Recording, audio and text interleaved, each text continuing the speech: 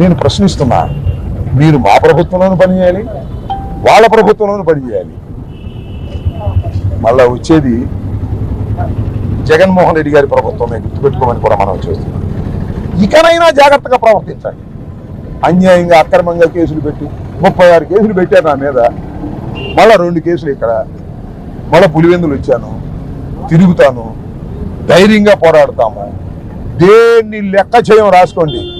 నేను అప్పుడు చెప్పా, ఇప్పుడు చెప్పా, లోకేష్ రెడ్ బుక్ నా కుక్క కూడా లెక్క చేయదని చెప్పా. మళ్ళా ఐఎమ్ రీటరేటింగ్, లోకేష్ పెట్టే కేసులు, లోకేష్ చేసే దాడులు కుక్క కూడా లెక్క చేయదు. ధైర్యంగా పోరాడతాం, అవసరమైతే ప్రాణాలకు తెగించి పోరాడతాం. గుర్తుపెట్టుకోండి, వైఎస్ఆర్ కాంగ్రెస్ పార్టీ కార్యకర్తలందరూ కూడా రాటు తేలుతున్నారు.